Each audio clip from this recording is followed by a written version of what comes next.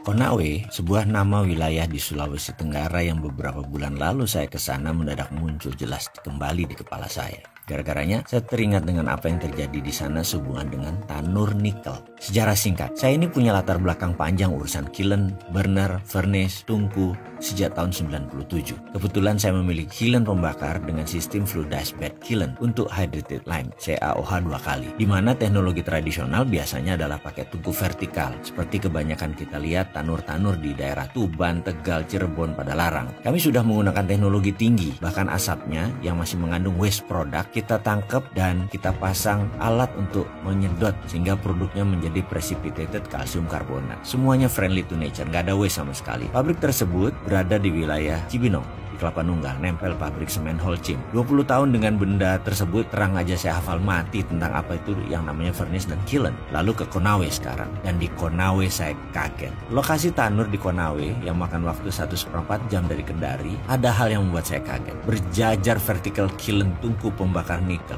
atau nickel smelter. Ada kali 50-an, tingginya rata-rata mungkin 18 meter. Tinggi sekali, asli saya kaget. Pertanyaan saya, mengapa pakai tanur furnace vertikal ya? Ini kan barang teknologi lama, apa mungkin karena murah, atau karena cepat pengerjaannya, atau karena low teknologi, walaupun merusak lingkungan, gampang ngontrolnya. PLC, Programmable Logic Controlnya kan sederhana, semuanya panel, tidak perlu komputer IT yang canggih. Itu dugaan saya sebelum saya masuk ke dalam lokasi pabrik tersebut. Saya akhirnya masuk ke dalam. Pertama saya melihat struktur besi terpasang di sana, dan tungkunya. Saya menatap tajam semua struktur, dan mulai Jawa Timuran saya keluar. Ancuk rek, makian saya keluar dalam hati nih ya. Bawaan saya waktu itu mau perang aja, rasanya wis arep tak tantang carok iki sing duwe. Asli gondong pol, saya bilang gitu. Asli saya ngamuk walaupun dalam hati. Bener deh, kalau ada celurit saya tak tantang iku orang asing sing wet dan tenan itu. Tapi saya masih tahan. Lalu saya berkunjung ke ruangan PLC room. Ya kelihatannya bagus dan baru, tapi saya tahu semua ini bungkusan tok. Ini barang bekas. Tahu kenapa saya gerendeng? Ini namanya ekspor debt atau mengekspor hutang, atau Indonesia mengimpor hutang. Di sono negara yang kita ambil, mereka yang mengekspor hutang.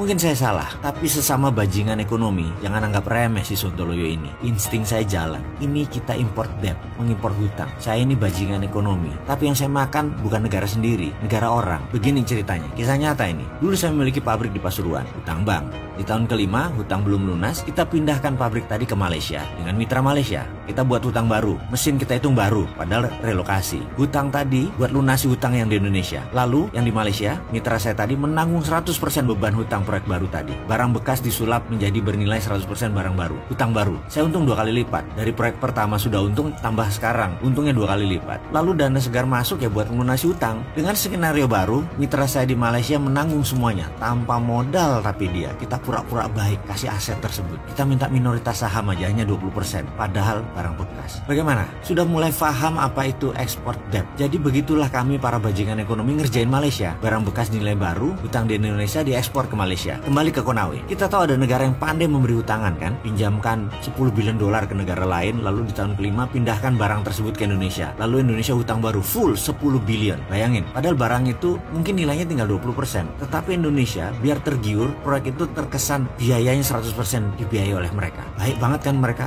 nilainya 10 billion, udah Indonesia nggak keluar duit, pokoknya 100% tak biayai. Nah kan geblek orang barang bekas, itu bisnis untung di muka mereka itu. 8 billion ditambah hutang mereka yang kemarin lunas. Ada lagi, bunga mereka 5%, lalu dikasih bunga ke kita 7%. Mereka untung dari bunganya 2%. Jadi untung dagangnya bolak-balik. Lah kan saya anco-ancoin itu proyek, digeblek-geblekin pejabat yang masukin investasi ini, yang katanya memasukkan investasi billion dolar ke Sulawesi Tenggara. Gak ada tunainya, yang ada mesin dinaikkan 5 kali lipat, kita sudah nanggung 100% hutang, blek barang itu ditaruh. Kan yang nanggung Indonesia. Ancuk tenan lah. Saya tuh udah tensi saya tinggi kalau udah kayak gini. Tangan saya ngepal berapa kali dan dalam hati ngamuk gemuruh emosi. Saya melihat tumpukan limbah B3 di mana-mana, sisa pembakaran nikel, udara sesak debu pabrik. Lalu di mana untungnya buat masyarakat Indonesia, Le? Lalu yang mengantar saya berkata, "Bapak mau sekalian ke Morowali nggak Pak? Hanya 5 jam kira-kira dari posisi sekarang." Saya menatap dia dan bertanya, "Berapa banyak tanur di sana?" Dijawab olehnya, "Ya lebih banyak Pak dari Konawe." Saya diem, cuman komentar, "Anjrit." Yang itu aja yang keluar dari lidah saya. Walah Gusti, mudah-mudahan ini saya salah data. Maafkan kalau saya salah, nggih.